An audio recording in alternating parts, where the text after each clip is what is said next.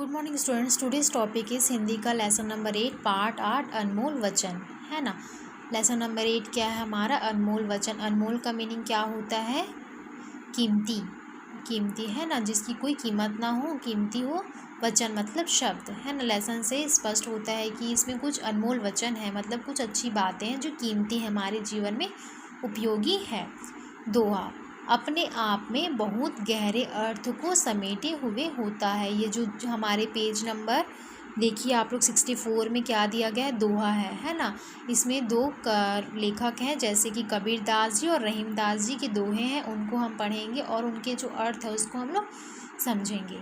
First है, ऐसी बानी बोलिए मन का आपा खोए। पहले तो दोहा क्या होता है? दोहा 2 लाइन की होती है, 2 पंक्तियों में होती है, जिसमें अनेक अर्थ निकलते हैं, जिसके जो बहुत सारे अर्थ निकलते हैं जो हमारे जीवन में उपयोगी हैं। फर्स्ट है, ऐसी बानी बोलिए मन का आपा खोए, औरन को शीतल करे आपहु शीतल होए। फर्स्ट कबीर दास जी का कहना है, इस दोहे के माध्यम से हमें ऐसी मधुर वाणी बोलनी चाहिए जिससे दूसरों को शीतलता का अनुभव हो और साथ ही हमारे मन को भी प्रसन्नता हो, या फिर हमारा मन भी प्रसन्न हो।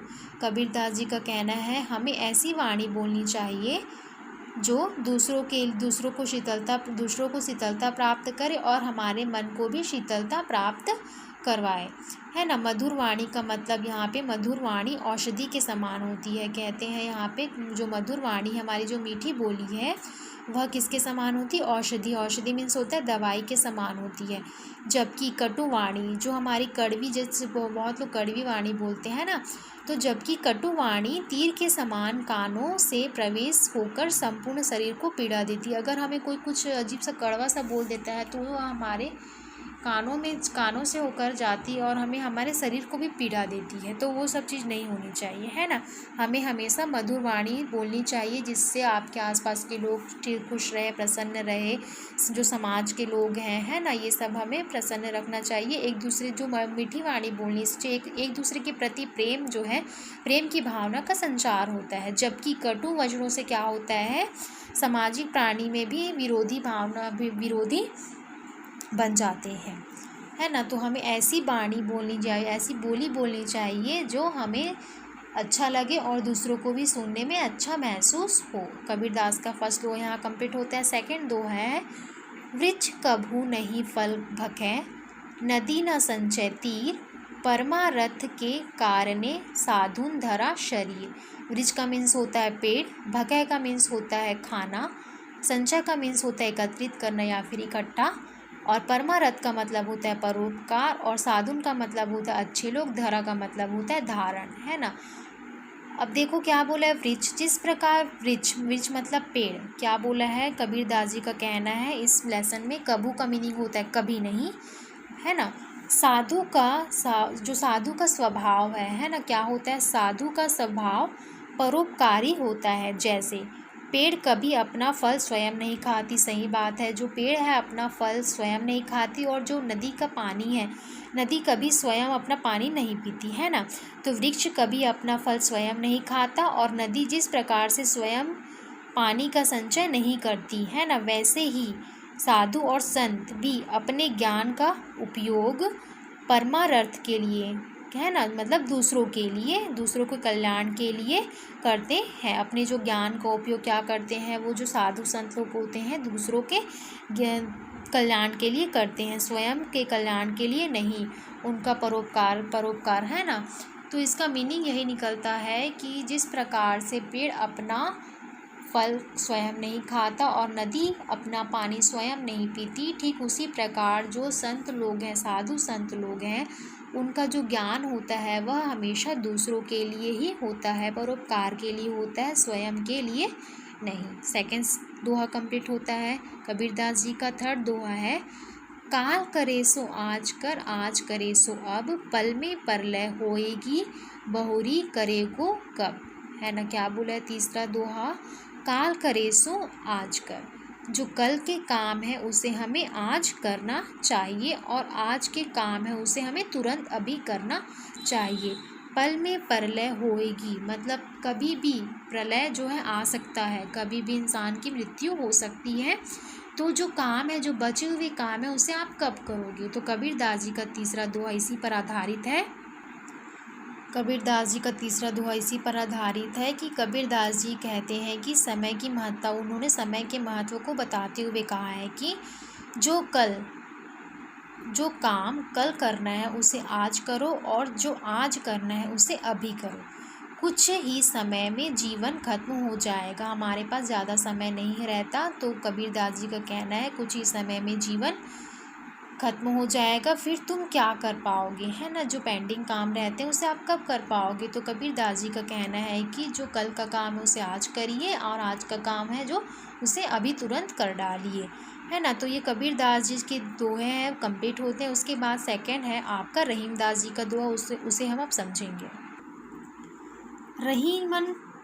रहीमदास जी का फर्स्ट दोहा है, रहीमन नीच मन की बिथा, मन ही राखो गोय, सुनी इठ लह लोग सब, बाँटी ना लह कोय। इसका मीनिंग है, रहीमदास जी का कहना है कि रहीम कहते हैं कि अपने मन के दुख को मन के भीतर छिपाकर ही रखना चाहिए। दूसरे के दुख को सुनकर लोग क्या करते हैं? मजाक उड़ाते हैं। उसे बांट कर कम करने वाला कोई नहीं होता, है ना। क्या बोला इस दोहे के माध्यम से? रहीमन नीच मन की बिथा, है ना। रहीम जी कहते हैं कि जो मन में जो दुख है, अपने मन में जो दुख है उसे अपने मन में ही छिपा कर रखिए, दूसरों को ना बताइए। दूसरों को बताने से क्या होता है?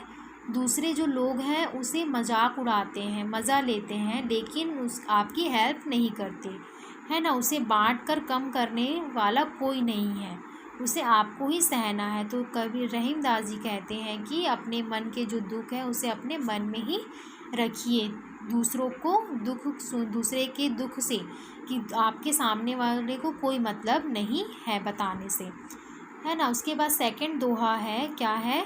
रहीमन धागा प्रेम का मत तोड़ो चटकाए, टूटे से फिर ना जुरे गांठ परी जाए। सेकंड जो दोहा है उसका मीनिंग निकलता है, रहीमदास जी का कहना है सेकंड दोहे में, रहीम जी कहते हैं कि हमें आवेश में आकर, है ना, मतलब गुस्से में या फिर जल्दी में आवेश में आकर क्षण भर के लिए जो प्रेम रूपी नाजुक धागे होते हैं उसे कभी नहीं तोड़ना चाहिए, क्योंकि एक बार अगर धागा टूट जाए तो पहले तो जुड़ता नहीं है ना। जो धागा अगर टूट जाता है वो जुड़ता नहीं, अगर जुड़ भी जाए, है ना, अगर जुड़ भी जाए तो उसमें क्या आ जाती है? गांठ आ जाती है। जुड़ नहीं जाता, अगर जुड़ भी जाए तो उसमें गांठ पड़ जाती है ना। तो कबीर जो रहीमदास जी का कहना है कि हमें रहीमन धागा प्रेम का मत तोड़ो, है ना। क्या कहते हैं रहीमन जी? रहीमदास जी का कहना है कि जो प्रेम रूपी धागा है, जो नाजुक धागा है, वो जो प्रेम रूपी जो धागा होता है वह नाजुक होता है, उसे कभी भी तोड़ना नहीं चाहिए, क्योंकि एक बार अगर वह टूट जाए तो जुड़ता नहीं, और जुड़ जाए अगर जोड़ने की कोशिश करो तो उसमें गांठ आ जाती है, जो हमें हमेशा रहती है। उसके बाद थर्ड दोहा है जिसमें बोला है, रूठे सूजन मनाइए, जो रूठे 100 बार, रहीमन फिरी पोइए, टूटे मुक्ता हार। रूठे सूजन मनाइए, है ना। इसमें बोला है, रहीमदास जी का कहना है इस दोहे के माध्यम से, सूजन मतलब अच्छे लोग, है ना। यदि आपका प्रिय, मतलब जिसको आप पसंद करते हो, या फिर प्रिय आपका मित्र हो, है ना, जैसे फैमिली हो, जो भी आपका प्रिय हो, यदि आपका प्रिय 100 बार भी रूठे तो भी रूठे हुए प्रिय को मनाना चाहिए, क्योंकि यदि मोतियों की माला टूट जाए तो उन मोतियों को बार बार धागे से पिरो लेना चाहिए, मतलब धागे में गूँथ लेना चाहिए, है ना। उसी प्रकार जो हमारे प्रिय मित्र होते हैं, जो फ्रेंड्स होते हैं, या फिर फैमिली मेम्बर, जो भी हमसे रूठ जाता है, जो अच्छा होता है, अच्छे लोग होते हैं, उसके रूठ जाने से उसे मनाने, चाहे आप 100 बार मनाएं, लेकिन उसे मनाना चाहिए, प्रिय को मनाना चाहिए, है ना, क्योंकि यदि मोतियों की माला टूट जाए तो उन मोतियों को हमें फेंकना नहीं चाहिए, उसे धागे में पिरोकर बार बार उसे पिरोकर रखना चाहिए। रहीमदास का यही कहना है कि रूठे हुए जो भी हैं आपके मित्र हैं या फिर कोई भी हो सकता है, उसे आपको 100 बार मनाना चाहिए, है ना।